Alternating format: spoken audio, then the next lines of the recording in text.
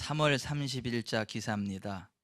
40대 남녀 경제적 문제로 신변 비관, 동반 자살.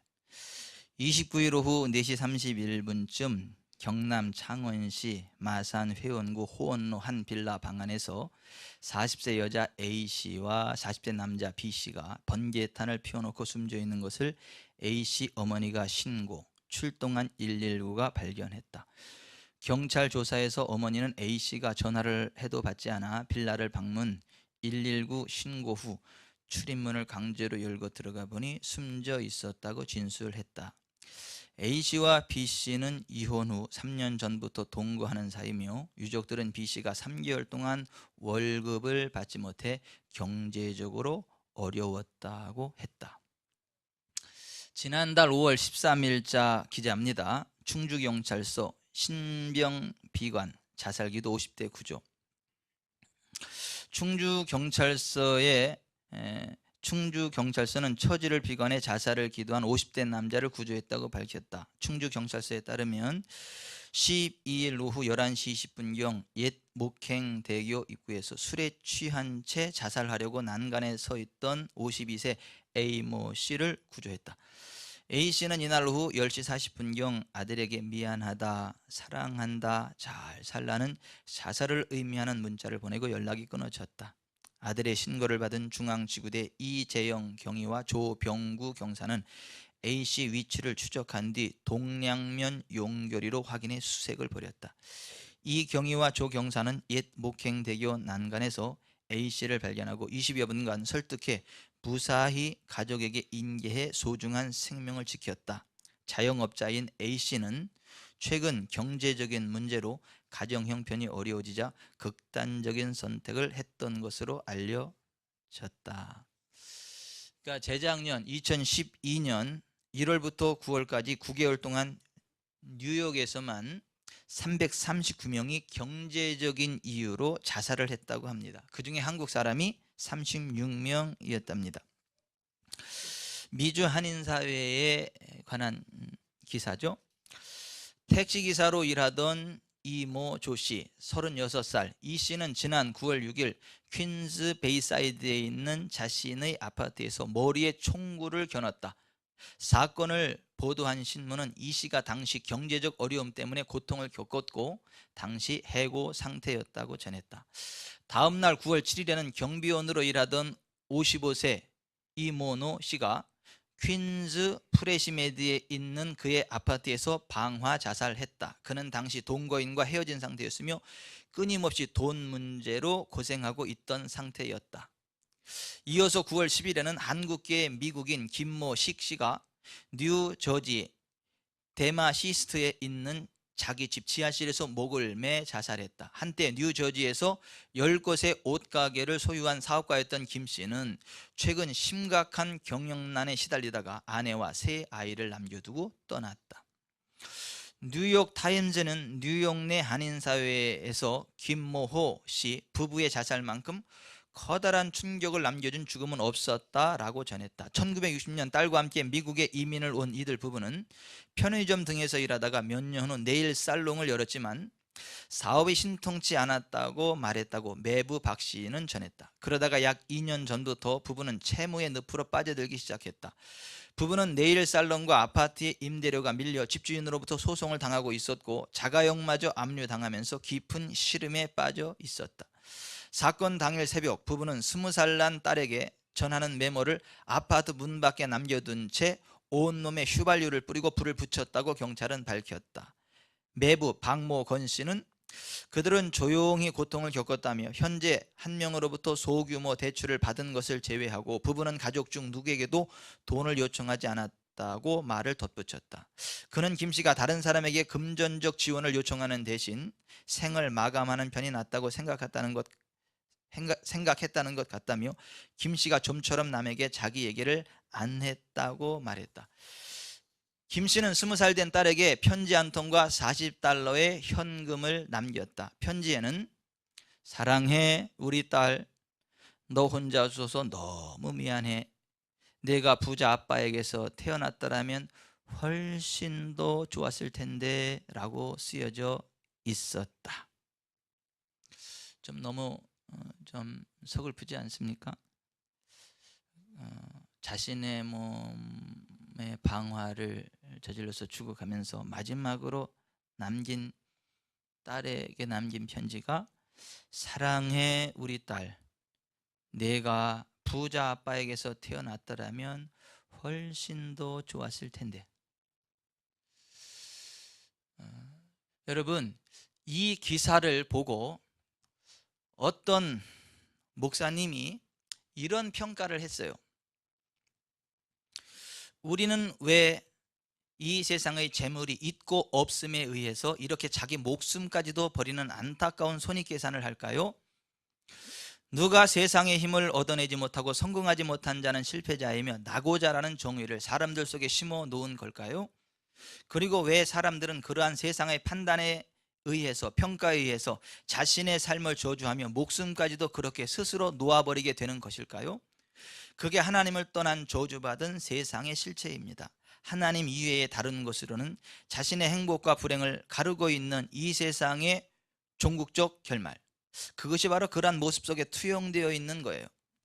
하나님으로 행복해하고 하나님이 없음으로 불행해야 하는 하나님 절대적 의지적 존재들이 하나님으로부터 행복과 불행을 결정하지 않고 이 세상의 다른 것들로 행복과 불행을 판단하고 결정하기 시작했기 때문에, 그런 것들이 없으니까 마치 자기가 이 세상에서 살아갈 의미가 없는 것으로 스스로 판단을 내려버리는 것입니다.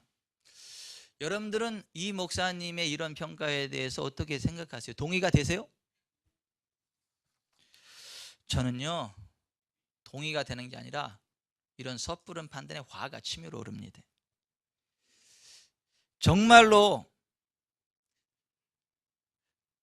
극심한 가난이라고 하는 경제적인 문제로 자살할 수밖에 없었던 그 사람들이, 누군가가 세상의 힘을 얻어내지 못하고 성공하지 못한 자는 실패자이며 나고자라는 정의를 그 사람들이 마음속에 심어놓은 결과로 그렇게 된 겁니까? 그들이 스스로를 실패자요 나고자라고 생각했기 때문에 자살을 한 겁니까? 하나님으로 행복해하고 하나님이 없음으로 불행해야 하는 하나님 절대적 의지적 존재들이 하나님으로 행복과 불행을 결정하지 않고 이 세상의 다른 것들로 행복과 불행을 판단하고 결정하기 시작했기 때문에, 그런 것들이 없으니까 마치 자기가 이 세상에서 살아갈 의미가 없는 것으로 스스로 판단을 내려 자살해버린 겁니까? 자신들이 살아갈 의미가 없어서 자살을 한 겁니까? 여러분의 눈에도 그렇게 비춰지십니까? 제 눈에는 그렇게 비춰지지 않습니다.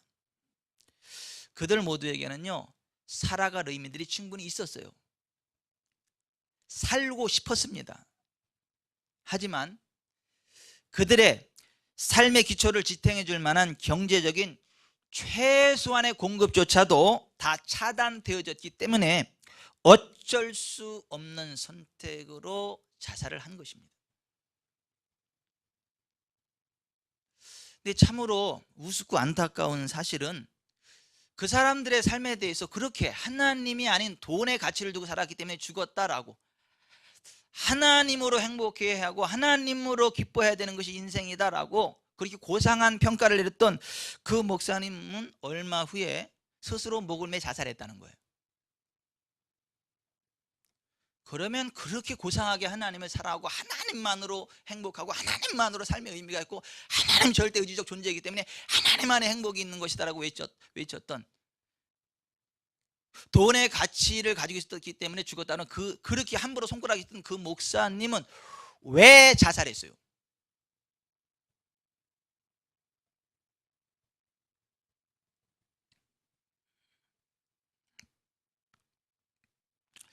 여러분, 그 경제적인 문제에 대해서요, 그렇게 함부로 얘기하지 마세요. 경제적으로 힘들어서 한이 맺혀가지고요, 극단적인 결정을 할 수밖에 없는 사람들을요, 그렇게 함부로 매도하지 마세요. 오죽했으면 자살했겠어요? 오죽 길이 안 보였으면 자살했겠냐고요. 여러분은 경제적인 어려움을 당해 보셨어요? 저는 경제적인 어려움을 당해 봤습니다. 차라리 확 죽었으면 좋겠더라고. 아니, 경제적인 문제가 결코 쉬운 문제가 아니에요. 어떻게 해결의 실마리가 보이지 않으니까 그냥 확 죽어버렸으면 좋겠다 이런 생각이 들더라니까. 물도 안 넘어가더라고요.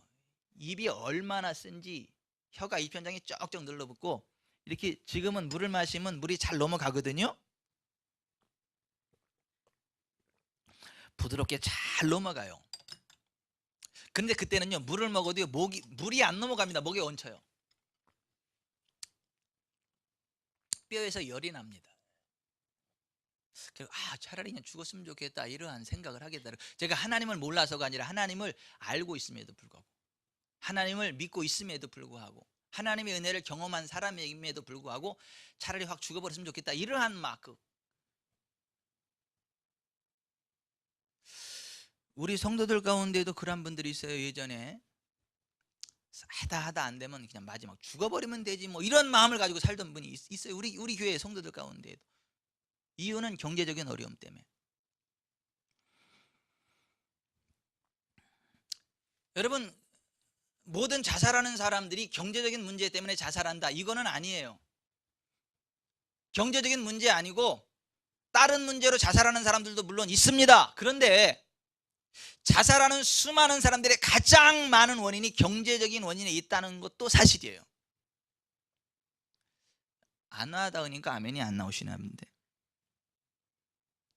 자살하는 모든 사람들이 경제적인 문제 때문에 자살하는 것은 아니에요. 다른 문제 때문에 자살하는 사람도 있어요. 그런데 자살하는 사람들의 대부분의 큰 문제는 경제적인 것에 있다는 것을 기억해야 됩니다. 물론 이 사람들이요 살아계신 하나님을 진짜로 만났다면 자살까지 가는 극단적인 선택은 하지 않았겠다라고 하는 가슴 저미는 그러한 안타까움이 자리하는 것 사실이에요. 근데 때때로 교회에 출석은 하고 있지만 하나님을 만나지 못한 채 자살하는 사람들도 꽤 여럿입니다. 하지만 무엇보다 중요한 것은 그 사람이 교회에 출석하고 안 하고를 떠나서 극심한 경제적 어려움의 문제는 수많은 사람들에게 자살이라고 하는 극단적 선택의 근본 원인이 된다는 사실입니다. 여러분, 이 세상을 살아가다 보면 경제적으로 어려움을 만날 때 있습니다. 경제적으로 어려울 때 있습니다. 그러면 여러분들은 경제적으로 어려운 문제를 만났을 때에 누구를 바라보고 어떻게 해결해 나가실 수가 있겠습니까? 여러분들이 어떻게 할 때 경제적인 가난의 문제를 해결받을 수 있겠습니까? 우리가 경제적으로 힘들고 어려울 때 의지하고 바라봐야 될 존재가 누구입니까? 형제? 친척? 다 외면합니다. 우리가 경제적으로 힘들고 어렵고 진짜 막 죽어버리는 것 외에는 방법이 없을 것 같은 그러한 시점에 우리는 누구를 바라봐야 됩니까? 예수 그리스도, 그분을 바라봐야 돼요. 여러분, 세상에 수많은 종교가 있고 수많은 위인들이 있는데 왜 꼭 우리가 예수 그리스도 그분을 선택해야만 하느냐? 예수 그리스도 그분은 우리의 가난의 문제를 해결해 주실 수 있는 분이시기 때문입니다. 우리는 지금 왜 예수님을 선택해야만 하는가에 관한 말씀들을 함께 나누고 있어요. 첫째, 예수님만이 우리의 죄의 문제를 해결해 주실 수 있는 분이기 때문에 예수님을 선택해야 된다는 말씀을 선포했어요. 둘째, 예수 그리스도 그분은 응답하시는 하나님이시기 때문에 예수님을 선택해야만 한다는 말씀이 선포되어졌어요. 오늘은 세 번째 시간, 예수 그리스도 그분은 우리의 삶을 풍성하게 하시는 분이시기 때문입니다. 오늘의 본문 요한복음 10장 10절을 보면 예수님께서 말씀하시기를 내가 온 것은 양으로 생명을 얻게 하고 더 풍성히 얻게 하려는 것이라고 했습니다. 여러분, 예수님이, 하나님이신 예수님이 인자가 되셔서 이 땅에 오신 이유가 여러 가지예요. 그 중에 하나가 나는 잃어버린 자를 찾아 구원하러 왔다고 하셨고, 나는 불을 땅에 던지러 왔다고 하셨고, 나는 내 목숨을 많은 사람의 대속물로 주러 왔다고 하셨고, 나는 하나님 나라의 복음을 전하기 위하여 왔다고 하셨고, 성령의 기름 부음 안에서 가난한 자들에게 복음을 전하여 포로된 자에게 자유를, 눈먼 자에게 다시 보게 함을 전파하며 눌린 자를 자유롭게 하고 주의 은혜를 전파하기 위하여 왔다고 말씀하셨습니다. 오늘의 본문 요한복음 10장 10절의 경우에는 길을 잃은 양과 같은 우리들, 사망의 길을 가고 있는 우리들에게 생명을 얻게 하고 더 풍성히 얻게 하려 오셨다고 말씀하고 있습니다. 여러분 지금 전 세계 인구를 한 70억 정도로 추산을 합니다. 근데 이 70억 가운데 10억 정도는요 매일 배를 고른다 그래요. 잠자리에 들 때 손가락을 빨면서 그 너무 배고픈 그 고통 가운데 살아가면서 내일은 무엇을 먹고 살지 그 고민을 하면서 잠자리에 든다는 거예요. 7명 가운데 1명이.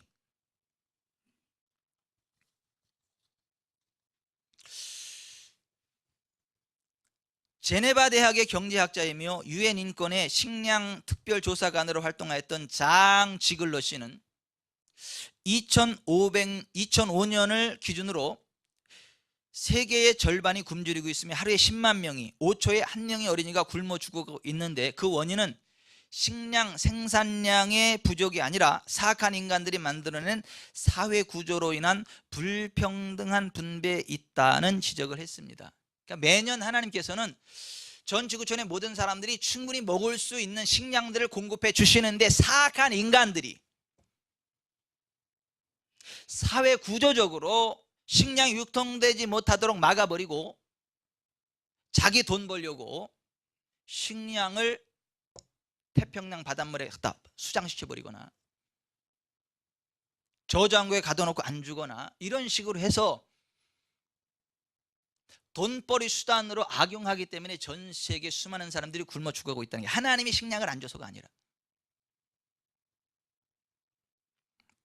그런 의미에서 저는 전 지구촌이 예수님께로 돌아오고 자신만을 생각하는 사악한 권력자들과 애국을 표방한 국수주의에 의해 뒤틀려져 있는 사회 구조만 평등한 구조로 바꾸어줘도 식량 문제는 저절로 해결될 수 있다고 믿는 사람입니다. 근데 중요한 것은 그 원인이 어떻게 되었든 지금 전 세계는 수많은 사람들이 경제적인 어려움으로 심각한 고통 가운데 처해져 있는 것이 사실이라는 겁니다. 우리 주변을 조금만 유심히 살펴봐도 그것은 사실입니다. 경제적인 문제로 고민하고 고통당하는 사람들이 많이 있습니다. 그러면 여러분 그 원인이 어찌되었건 그거 상관없이 그 경제적인 어려움의 문제로부터 어떻게 벗어날 거냐라고 하는 것입니다. 저는 예수님이 그 해답이라고 믿습니다.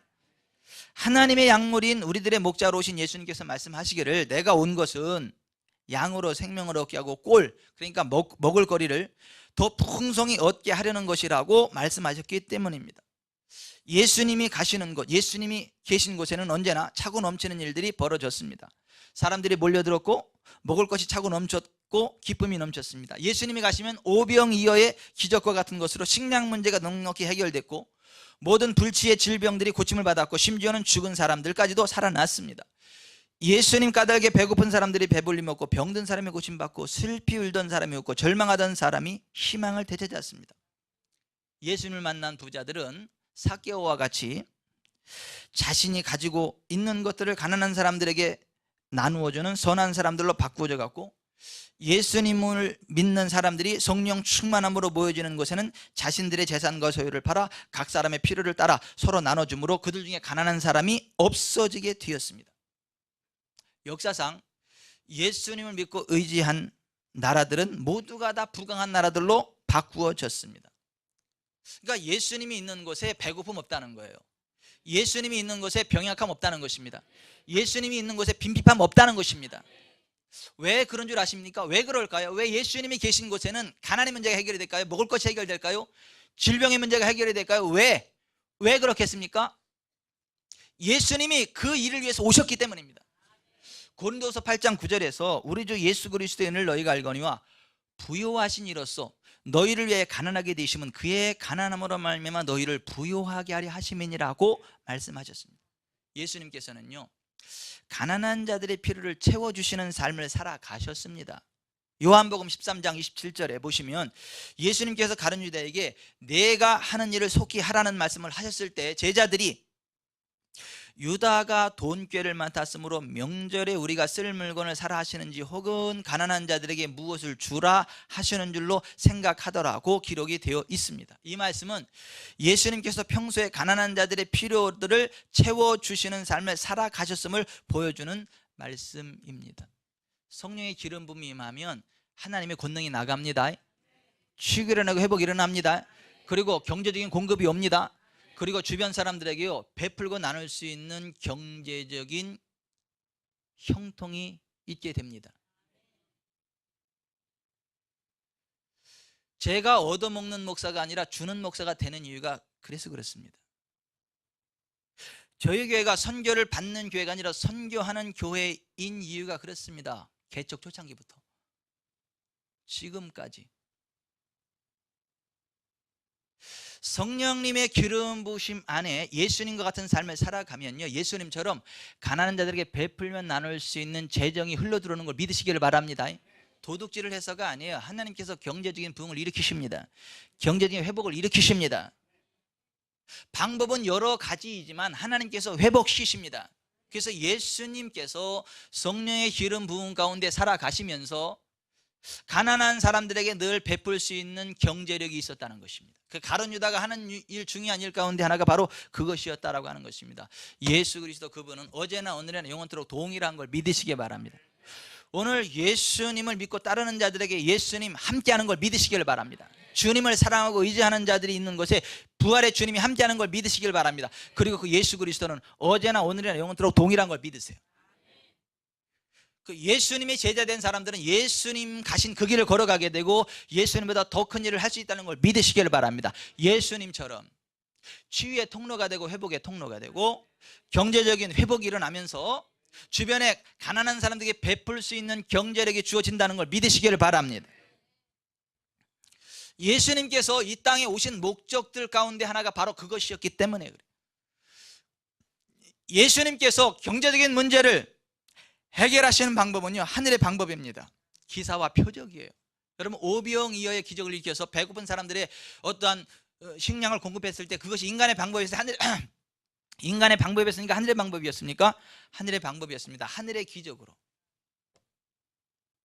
여러분 예수님이 계신 곳에는 항상 기적이 일어납니다. 경제 기적이 일어납니다. 치유 기적이 일어납니다. 부흥의 기적이 일어납니다. 예수 그리스도 그분은 어제나 오늘이나 영원토록 동일하신 분이세요. 그래서 예수 믿는 사람들은 당연히 예수의 이름으로 기사와 표적이 일어날 것을 기대해야 되고 기대할 수 있습니다. 기도할 수 있고 요청할 수 있습니다. 그래서 초대교회 성도들이 이렇게 기도했어요. 주여 당신의 손을 내밀어 병을 낫게 하옵시고 표적과 기사가 거룩한 종 예수의 이름으로 이루어지게 하옵소서. 표적과 기사가 거룩한 종 예수의 이름으로 이루어지게 해달라는 기도를 했어요. 여러분의 삶 가운데 표적과 기사가 필요합니까? 요청하십시오. 예수님의 이름으로 요청하십시오. 예수님이 그것에 임재하십니다. 부활의 주 예수님의 이름이 외쳐지던 초대교회는 그 중에 가난한 사람이 없으니 라는 기적이 일어났어요. 사도행전 4장 34절에 There were no needy persons among them. 그들 가운데 가난한 사람들이 없어졌다는 것이에요. 초대 예루살렘 교회. 이게 예수님이 함께하는 교회 공동체의 본 모습입니다. 왜 예수님이 함께하는 교회 공동체에 가난한 사람이 없어지냐면 이러는 거예요. 예수님 믿고 따라가고 말씀대로 순종하면요 경제가 회복이 됩니다. 부흥이 일어납니다. 그리고 주님의 몸된 위에 힘들고 어려운 사람들이 옵니다. 그럼 그들의 필요가 보입니다. 그들의 필요를 채워주게 됩니다. 그 채워주면 하나님이 그 모습을 보시고요 더 아름답게 보셔서 또 경제 선순환을 위해서 계속 부흥을 일으킵니다. 그러면 힘들고 어려운 사람들이 교회에 와서 경제적인 원조를 받고요 또 하나님의 은혜로 회복이 됩니다. 그러면 그 사람이 다시 회복이 돼서 또 다른 사람들을 돌볼 수 있는 마음의 여유가 생깁니다. 경제적인 여유가 생깁니다. 또 돌봅니다. 계속적인 선순환이 일어나는 것입니다. 그래서 교회에는 가난한 사람이 없게 되어지는 것, 이것이 하나님의 프로젝트입니다. 그래서 경제적으로 힘들고 어려운 사람들은 교회에 와야 돼요. 교회에 와야 회복이 됩니다. 지체들을 통해서 경제적인 공급이 일어납니다. 또 하나님의 초자연 정체를 통해서 공급이 일어납니다. 계속해서 선순환이 일어납니다. 저는 저희 교회 모든 성도들이 그와 같은 재정의 선순환의 고리에 들어가기를 바랍니다. 하나님의 여러분의 재정의 회복이 되기를 바라요. 그리고 경제적으로 힘들고 어려워서 들어오는 새 가족들에게 공급할 수 있는 경제력이 있기를 바랍니다. 예수님의 이름으로. 죽기 전에 마지막으로 교회 한번 왔다가 경제적인 회복을 맛보고 그 사람이 다시 사회에 기여할 수 있는 위대한 경제인으로 세워져가는 그러한 교회가 하나님이 꿈꾸시는 교회고 계획하신 교회입니다. 저는 우리 교회가 바로 그러한 교회가 되기를 바랍니다. 요한복음 6장에 보시면 베세다 들녘에서 약 2만 명이나 되는 사람들이 배고픔으로 지쳐 있을 때 한 소년이 자신의 도시락에 있던 물고기 2마리와 보리떡 5개를 예수님께 드렸죠. 예수님이 그것을 가지고 감사기도 드리신 후 약 2만 명이나 되는 사람들을 다 배불리 먹게 하시고 12광주리가 남게 하셨습니다. 그리고 그 12광주리를 거두게 하셨습니다. 왜 거두게 하셨을까요?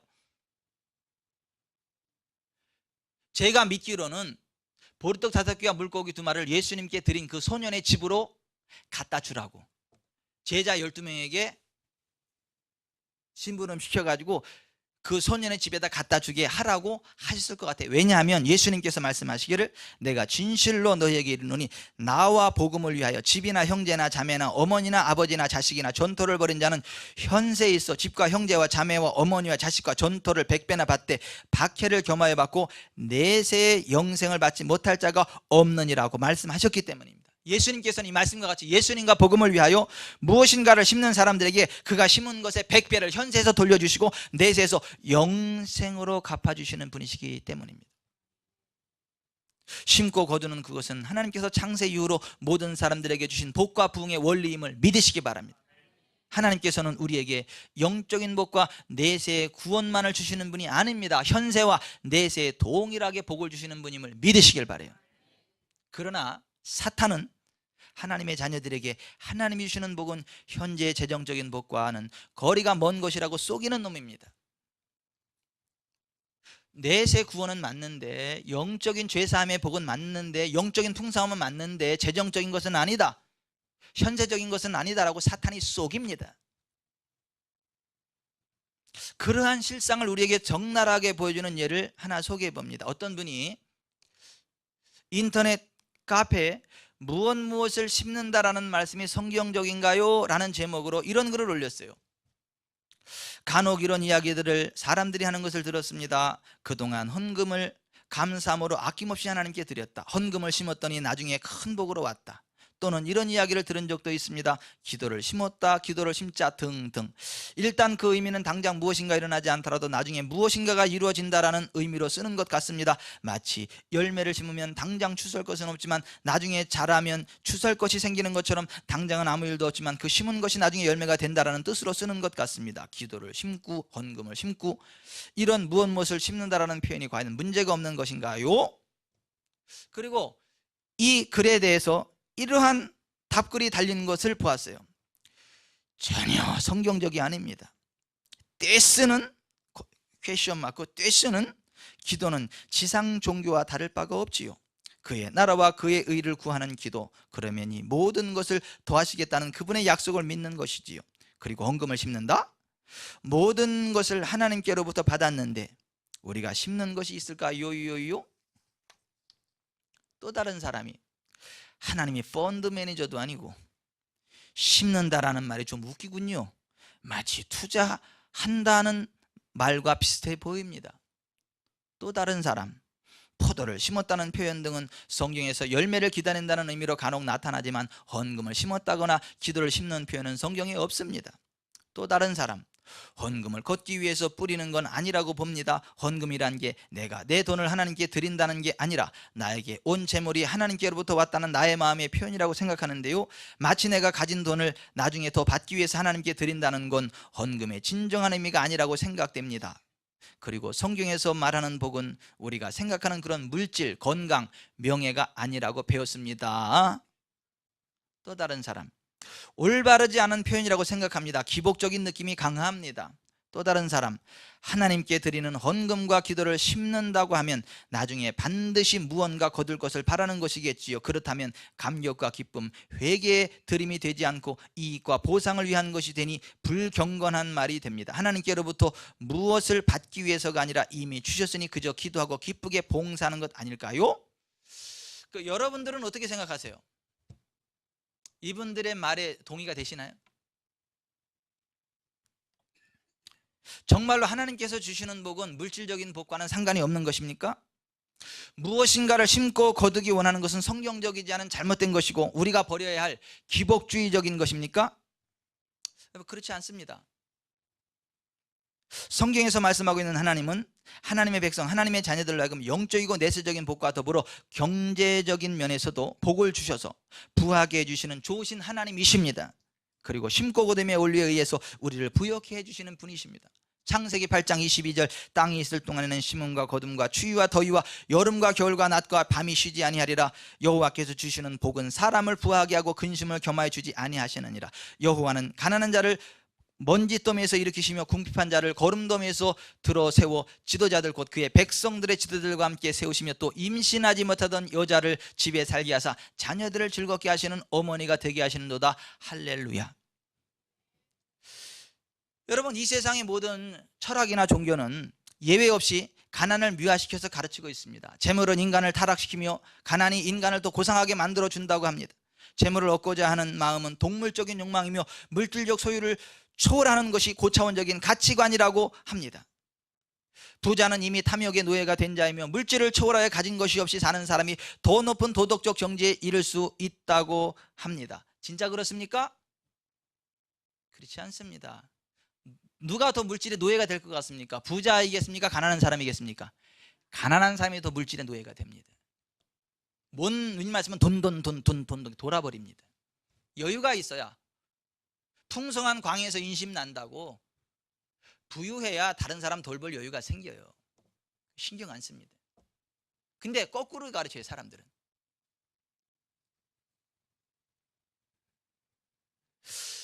여러분, 하나님이 주시는 복을 받아서 부욕해 되시기를 바랍니다. 근심은 없어지시기를 바랍니다. 여호와께서 주시는 복은 사람을 부하게 하고 근심을 겸하여 주지 아니하신다, 이렇게 말씀하세요.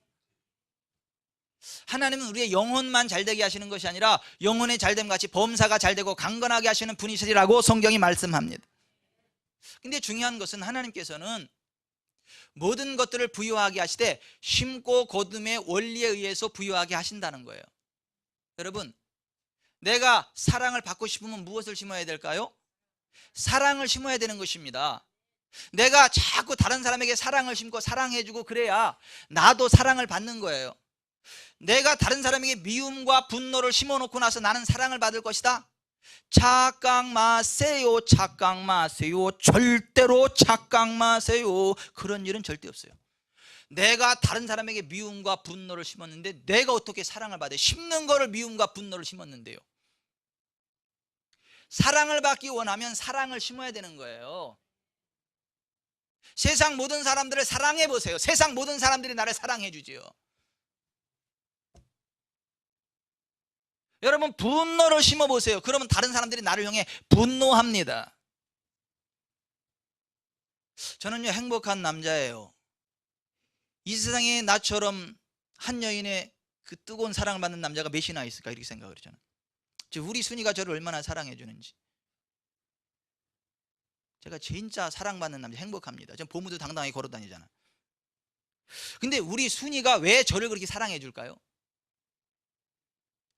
제가 그만큼 사랑하니까 제 사랑을 받고 우리 순이도 저를 그렇게 사랑하는 거예요. 만약에 이 세상에 누가 하나 죽어가지고 우리 순이가 살 수 있다면 누가 죽어야 될까요? 김병철 장로님? 아니, 못 죽어. 접니다. 제가 죽습니다. 누군가 하나 죽어서 내 아내가 살 수 있다면 저는 제가 죽습니다.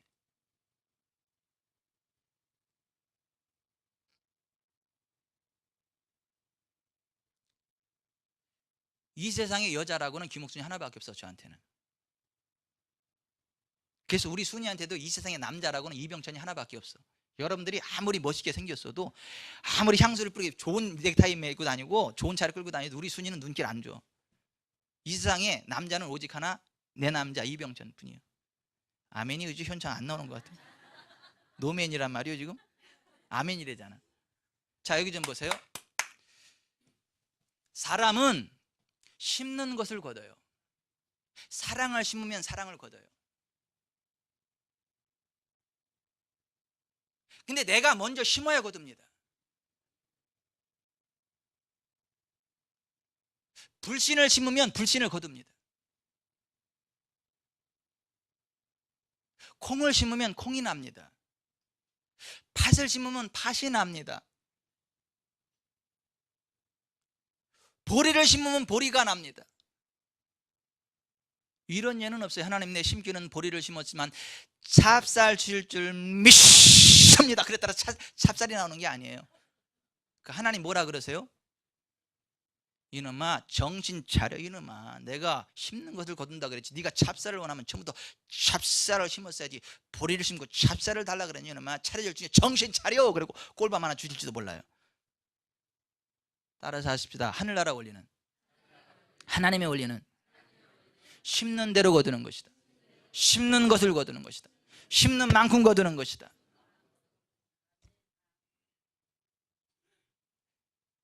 내가 심는 것을 거두게 돼 있어요. 사랑을 심으면 사랑을 거두게 돼 있어요. 증오를 심으면 증오를 거두게 돼 있어요. 조금 심으면 조금 거두게 돼 있어요. 많이 심으면 많이 거두게 돼 있어요. 물질도 마찬가지입니다. 내가 물질적인 것들을 거두기 원한다면 물질을 심어야 됩니다.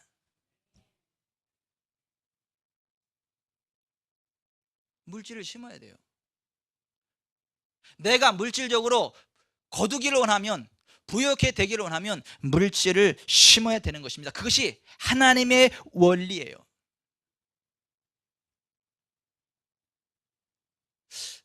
저희는요 개척하고 나서요 한 번도 지금까지 경제적으로 어려워서 고민해 본 적이 없습니다. 그렇다 해서 막 흥청망청 쓸 정도로 막 이거는 아니지만 하고 싶은데 돈이 없어서 어떤 일을 못할 정도로 어려운 기억이 없습니다. 왠 줄 아십니까? 저는 열심히 심거든요. 오산교회에서 부교육자로 있을 때요 손가락 빨면서 심었어. 그 교회에서 뭐 한다 그래가지고. 저는 거기 나와야 할 사람이 담임 목사도 아니고 부교육자예요. 그냥 나가 그러면 한순간 나와야 될 부교육자예요. 그런데 그 교회에서 뭐 한다 그래서 심었어요. 그리고 그거 메고 가느냐고 참 힘들었어요. 우리 순이 막 어린이집 교사하고 저 막 이래가지고.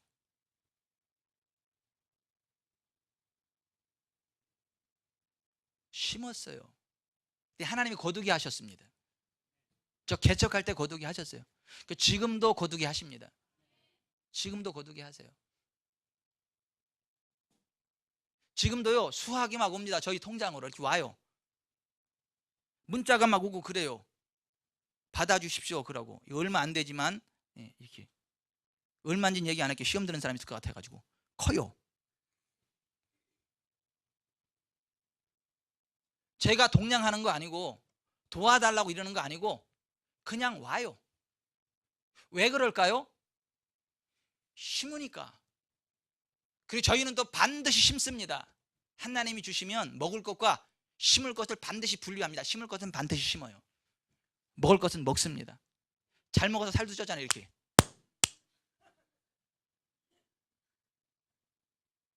우리 순이도 막 이렇게 쪘잖아요. 하지만 반드시 심을 것은 심습니다.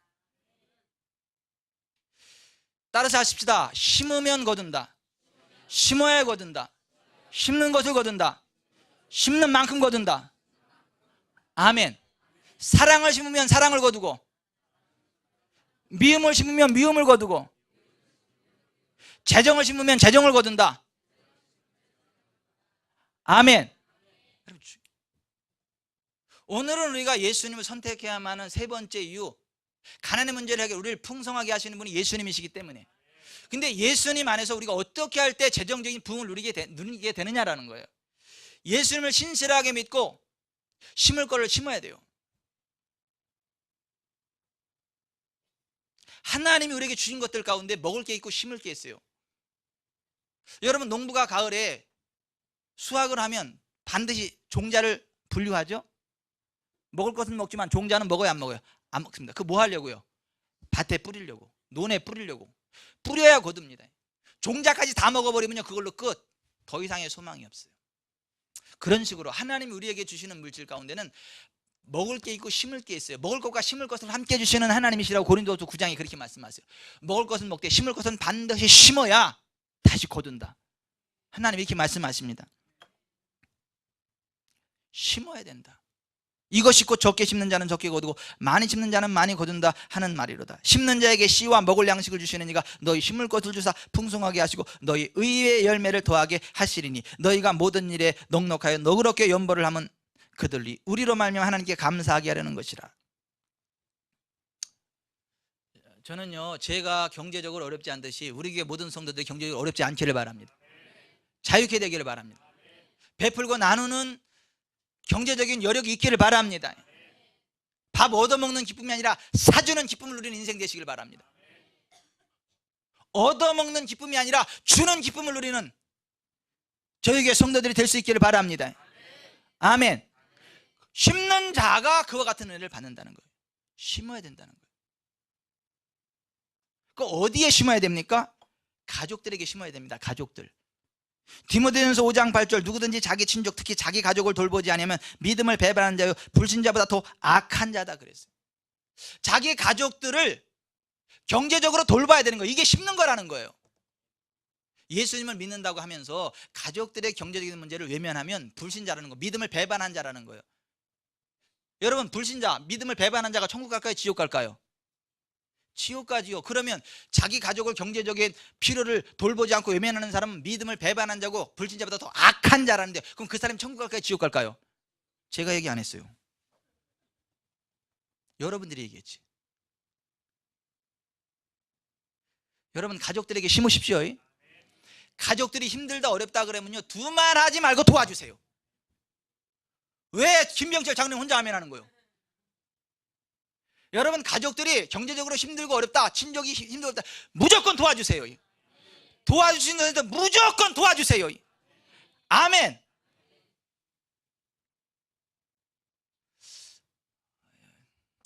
예전에 이런 일이 있었어요. 우리 가족 가운데 어떤 분이 너무너무 힘들어가지고 자살하려고 그랬대. 하나님 뜨겁게 사랑하는 분이요, 진짜 자살하려고 그랬대. 너무너무 힘들어가지고. 근데 저 때문에 살았대. 난 나중에 제 3자를 통해서 들었어.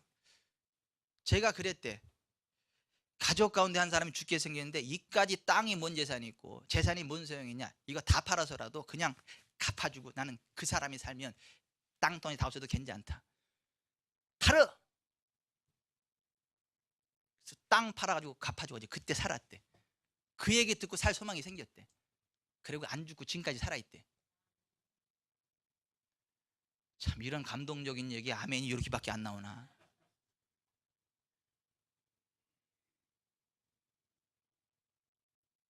하나님이 경제적으로 우리를 힘들지 않게 하는 이유가 바로 그런 거예요. 가족이 어려우면요, 무조건 도와주세요. 땅 팔아! 지금 가족이 죽게 생겼는데 통장 깨! 적금 깨! 그리고 도와주세요.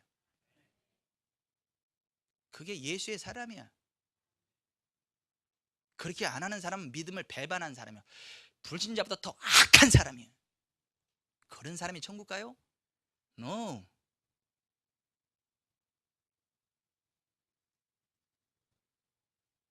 둘째, 가난한 이웃을 돌보십시오.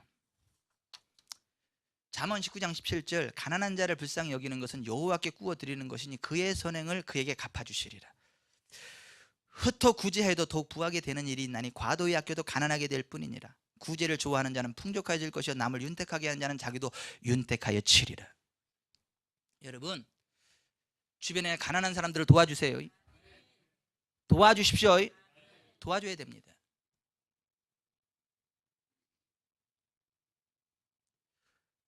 밥 굶는 사람이 있으면요, 여러분들이 밥을 한 끼 굶어서라도 도와주세요. 옷을 못 입는 사람이 있으면요, 옷 2벌 가운데 1벌 주고 같은 단벌 신사가 될지언정 도와주세요. 그게 심는 거예요. 그게 가난한 자를 불쌍히 여기고 도와주면 여호와께 구워주는 건데 여호와께서 갚아주신대. 가난한 자를 구제하는 자는 궁핍하지 아니하려니와 못 본 채 하는 자에게는 저주가 크리라 그랬어요. 여러분, 여기 좀 보십시오. 일을 할 수 있는데 일을 하지 않고 빈둥빈둥 노는 사람은 도와주지 마세요. 먹을 것도 주지 마세요. 그런데 최선을 다해서 살아가려고 노력을 하고 발버둥을 치매도 불구하고 가난한 사람은 도와주세요. 잘 들으셔야 돼요. 충분히 일할 수 있는 건강이 있고요, 여건이 되는데도 뭐 3D 직종이 어쩌고 저쩌고 일을 안 하고 빈둥빈둥 노는 사람은 절대 도와주시면 안 돼요. 먹을 것도 주시면 안 돼요. 하나님이 안 기뻐하십니다. 그러나 진짜 최선을 다해 살아보려고 노력을 함에도 불구하고 가진 것이 없어 워낙 힘들고 하는 사람은 도와주십시오. 일어설 수 있도록 도와주세요. 그게 가난한 자를 도와주는, 그게 하나님이 원하시는 방법이에요. 그러면 하나님께서 그 선행을 갚아주십니다. 하나님의 사역, 하나님의 성전에 심을 수 있어요. 만군의 여호와가 이르노라 너희의 온전한 11조를 창고에 들여 나의 집에 양식 있게 하고 그것으로 나를 심하여 내가 하늘문을 열고 너희에게 복을 쌓을 것이 없도록 붙지 아니하나 보라. 온전한 11조 하나님께 드리는 거, 이거 심는 거다. 성경은 이렇게 말합니다. 주님과 주님의 복음을 위하여 심을 수 있습니다. 마가복음 10장 29절, 주님과 주님의 복음을 위하여 심으면 현세에서 100배로 내세에서 영생으로 갚아주신다라고 말씀을 하세요. 말씀으로 가르치는 자들에게 심으십시오. 갈라디아서 6장 6절 7절, 가르침을 받는 자는 말씀을 가르치는 자와 모든 좋은 것을 함께하라. 스스로 속이지 말라. 하나님은 업신여김을 받지 아니하시나니 사람이 무엇을 심든지 그대로 거두되. 따라서 합시다. 가르침을 받는 자는 말씀을 가르치는 자와 모든 좋은 것을 함께하라. 여러분, 구역원들은요, 구역장님들께 좋은 거 드려야 돼. 뭐 맛있는 거 드실 때 혼자만 드시지 말고, 구역장님 오늘 좀 맛있는 거 먹으러 가는데요, 같이 가주세요. 그래서 같이 맛있는 거 사드려야 돼. 아멘이다. 출장 같다. 아니, 말씀을 가르침을 받는 자는 가르치는 자 모든 좋은 것을 함께 하라고 명령하고 있다니까. 그게 심는 거라니까. 다시 한번 해야지. 말씀을 가르침 받는 구역원들은 구역장님들께 모든 좋은 것을 함께 해야 됩니다. 맛있는 거 드실 때 함께 드세요. 좋은 거 있으면 함께 나누세요. 그게 심는 거예요. 그게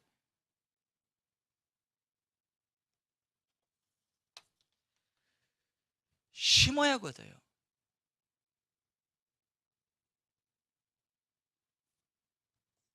근데 심을 게 어디서 나오냐는 거지. 심을 게 어디서 나오는 거냐, 어떻게 해야 나오냐는 거죠. 주중에 열심히 일을 해야 됩니다. 여세 동안 힘써 일해야 됩니다.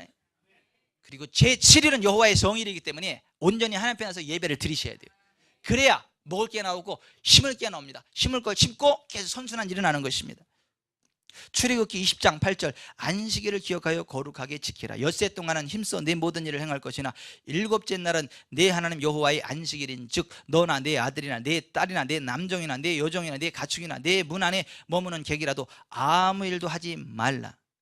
데살로니가서 3장 6절, 형제들아 우리 주 예수 그리스도의 이름으로 너희를 명하노니 게으르게 행하고 우리에게서 받은 전통대로 행하지 아니하는 모든 형제에게서 떠나라. 우리가 너희와 함께 있을 때에도 너희에게 명하기를 누구든지 일하기 싫어하거든 먹지도 말게 하라. 조용히 일하여 자기 양식을 먹으라 하노라 그랬습니다. 자, 여기 좀 보십시오. 엿새 동안은 힘써 일을 하시기 바랍니다. 무엇이 됐든 힘써 일하시길 바랍니다. 접시 닦기를 하시든 휴지 줍기를 하시든 종이 줍기를 하시든 뭐라든 하여튼 엿새 동안 힘써 일하시길 바랍니다. 그래야 하나님이 복이 임한다는 거예요. 제7일은 성일에는 틀림없이 하나님 앞에 나서 예배를 드려라. 이게 복받는 비결이에요. 엿새 동안은 힘써 일하고 성일에는 하나님 앞에 나와 예배를 드려라. 그럼 하나님께서 반드시 복을 주신다. 그럼 복을 주실 때 먹을 것과 심을 것 반드시 구분해서, 먹을 것은 먹되 심을 것은 반드시 심어라. 이것이 성경이 이야기하는 부흥하는 삶의 비결입니다.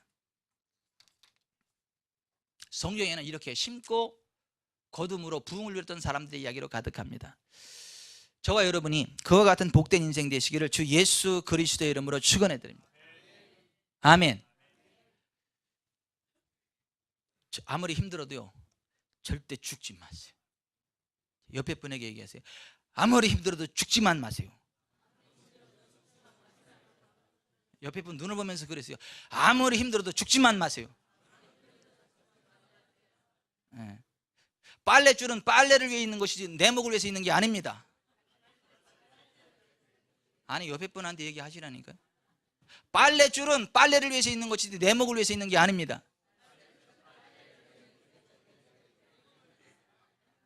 절대 죽지 마세요. 지옥 갑니다. 사세요. 예수님 바라보세요. 여세 동안 힘써 일하세요. 일거리가 없다고요? 웃기지 마세요. 일거리가 지천으로 쌓였어. 고상한 척하고 안 하는 것뿐이지.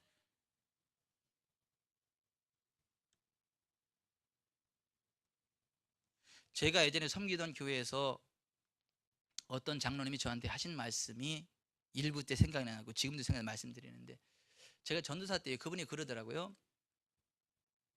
전도사님, 제가요 총각 때 너무 어렵고 너무 어려운 상황에서 결혼을 했는데, 가정을 가졌는데 경제적으로 너무 어려운데 일을 악물고 열심히 일을 했는데도 가난을 헤쳐나갈 길이 안 보여. 너무너무 막 힘들고 어렵고, 그래서 방바닥에 누워가지고 이렇게 천장을 보고 있는데 갑자기 내가 하나님 앞에 11조하고 헌금해도 이것보다 더 못 살진 않겠다.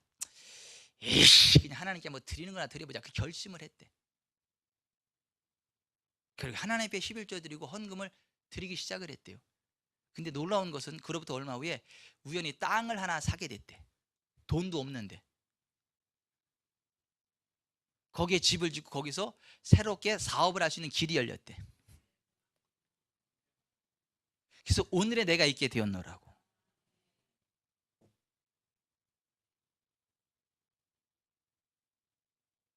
한번 그분의 말을 한번 해볼까요? 에이씨, 11조고 헌금 드린다고 이것보다 더 못 살겠냐.